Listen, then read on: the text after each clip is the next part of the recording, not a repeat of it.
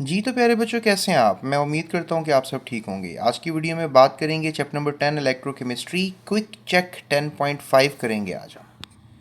Quick check 10.5 की तरफ अगर हम देखें तो पहला क्वेश्चन किया जा रहा है, an aqueous solution of silver nitrate is electrolysed. यानी एक्वस सॉल्यूशन है सिल्वर नाइट्रेट का, उसमें बिजली लगाई गई है। ठीक है, इलेक्ट्रोलाइज्ड, उसमें बिजली इलेक्ट्रोलिसिस की गई है। Calculate the mass of silver deposited at the cathode. तो इलेक्ट्रोलिसिस का प्रोसेस है, जिस तरह का अंदर आप इलेक्ट्रोलाइट लेंगे तो डेफिनेटली जो उसमें मेटल होगा वो जाकर डिपॉजिट होगा अपने एक इलेक्ट्रोड की तरफ। तो कैथोड पे जो है वो सिल्वर डिपॉजिट हो रहा है। When electrolysis is carried out for exactly 35 minutes on a current of 0.18 Ampere's.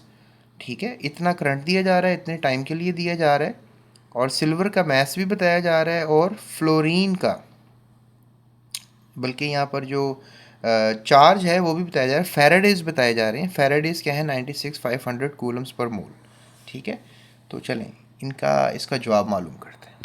तो इस क्वेश्चन को स्टेप वाइज करेंगे। स्टेप वन है, right the half equation of the reaction. तो डेफिनेटली हमारे पास एक इलेक्ट्रोलाइट है, that is silver nitrate. Silver nitrate के जो आयंस बनेंगे दैट इज सिल्वर आयंस इसके अंदर, और साथ बनेंगे नाइट्रेट आयंस। ठीक है, और हमने इसमें क्या लिया हुआ, कैथोड। ये हाफ सेल है और एक और सेल है यहाँ पे। हम इसमें जो है कोई और इलेक्ट्रोलाइट ले सकते हैं, और यहाँ पर जो है क्या होगा, एनोड होगा, और यहाँ पर क्या है, कैथोड। तो आपको पता है सॉल्ट ब्रिज जो है इन दोनों सेल्स को, हाफ सेल्स को इकट्ठा करेगी। तो अब हाफ सेल का जो इक्वेशन है, आपको पता है कि सिल्वर जो है वो इलेक्ट्रॉन ले रहा है। कैथोड पे बहुत से इलेक्ट्रॉन्स होते हैं जो सिल्वर ले लेकर न्यूट्रल हो रहा है, और न्यूट्रल होने के बाद डिपॉजिट होता जा रहा है।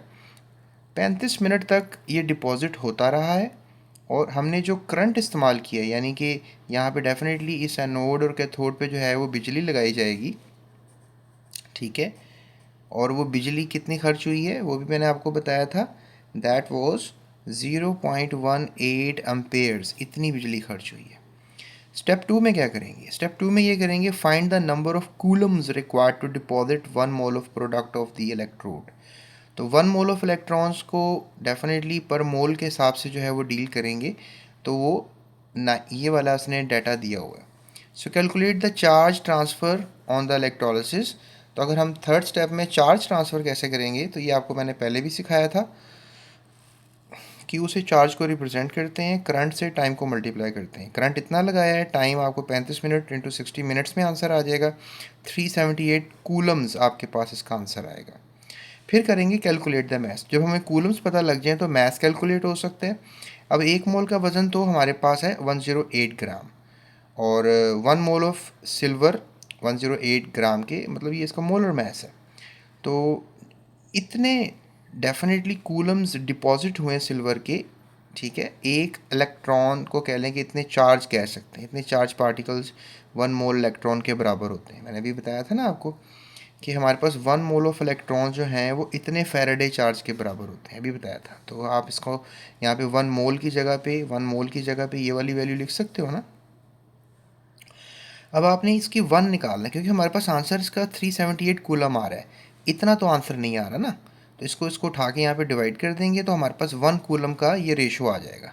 ओके, ये हमारे पास वैल्यू 1 कूलम आ जाएगी। जब इधर 1 कूलम आ जाएगी तो दोनों साइड पे इस वाले नंबर को मल्टीप्लाई करेंगे, इतना कूलम दोनों तरफ चला जाएगा। तो हम इतना कूलम चाह रहे थे, मतलब इस नंबर को अगर दोनों तरफ मल्टीप्लाई कर दीजिए तो इतना कूलम यहाँ पर आ जाएगा, और ये नंबर यहाँ पर मल्टीप्लाई हो जाएगा। सो इसको हम सॉर्ट आउट करेंगे तो इतने ग्राम आपको इस पर डिपॉजिट होता हुआ सिल्वर नज़र आएगा। ये इसका जवाब है। 4 स्टेप्स में मैंने आपको इसका जवाब बता दिया। आई होप आपको स्टोरी समझ में आई होगी। ठीक है, अगला क्वेश्चन करते हैं।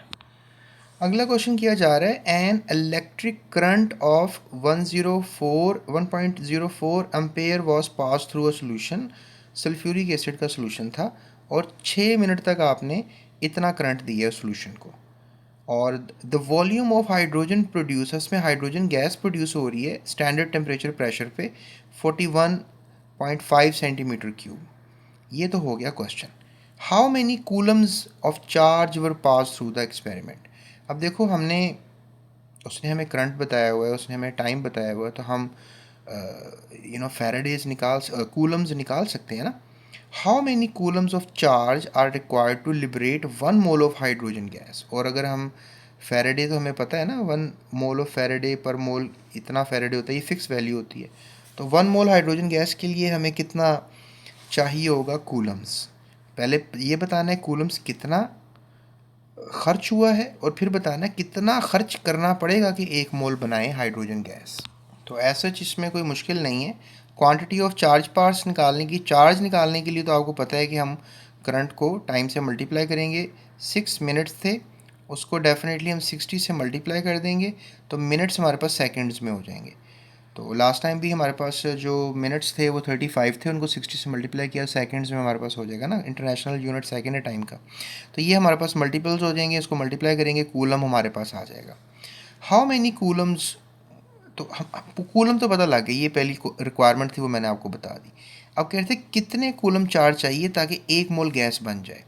देखो हमें नॉर्मली देखें तो गैस बनाने के लिए 2 मोल हाइड्रोजन आयंस को 2 मोल इलेक्ट्रॉन चाहिए होंगे ताकि गैस बने 1 मोल।